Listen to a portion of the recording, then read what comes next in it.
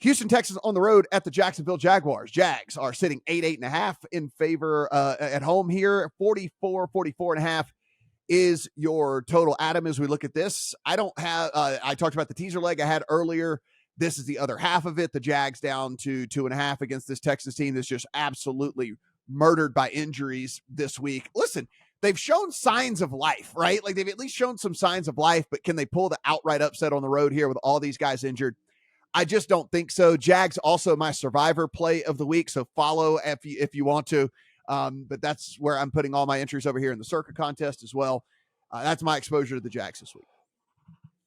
So I'm going to start this by saying I am a little bit worried about the Jags offense based on what I saw against Kansas City last week.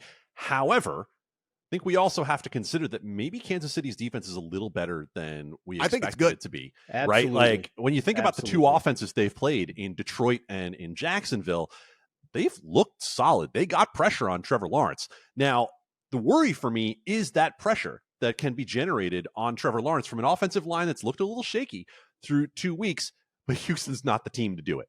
Right? They're already down Derek Stingley in the secondary, so it's not like they can just send everybody and hope that they're going to be able to guard Calvin Ridley one-on-one deep with the great corners that they have. That's not what's going to happen this week. There are 2 games where my power ratings are far off market. One of them is this one.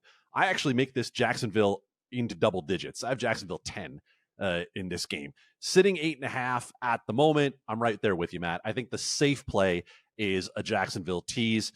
If you wanted to lay it, I'm not sure I could really argue with you, but considering that there are other good teaser legs out there this week, I think the safe play is to tease Jacksonville down. You look, Steven, at the injury report for the Texans, just lots of DNPs in the secondary, which you never like to see. You're still looking at your star offensive tackle with limited practice with Tunsil. I mean, there's a lot on that side of the ball, which I just don't know if they're going to be able to hang with Jacksonville. I look at it like this.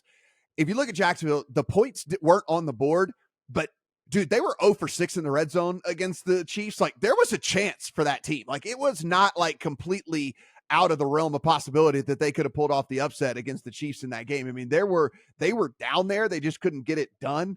So for me, I look at this and this is just such a step down in class. Like I am a fan of that Chiefs defense. I actually think that Chiefs defense, when it's all said and done, we're going to be talking about a top 7-8 unit when it's all said and done. We're not going to say that about the Texans at all. And certainly not this week when they're missing basically their whole secondary.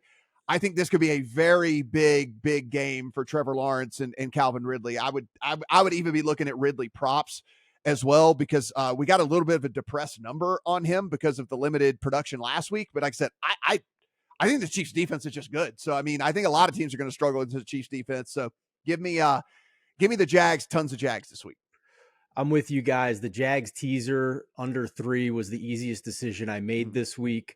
I am going to be watching very carefully because I was high on the Jags coming into the season. And the thing I was worried about is actually what's been encouraging through 2 weeks. The defense, believe it or not, through 2 weeks is top 5 in EPA and success rate allowed. And that included a game against Mahomes. So hats off to the Jacksonville defense, at least for passing through the first couple of games here. I agree with Adam. I'm a little concerned about the offense against tougher competition, not concerned about it against the Texans, but I think it's at least notable that Doug Peterson is not calling the plays for the Jaguars offense. It's Press Taylor. So I would like to see some better results here going forward with that. And I think that might be a part of the whole situation here too. We have, I think we're pretty simpatico though across the board on this one. This is all of us pretty heavy on the Jags for this particular game anyway.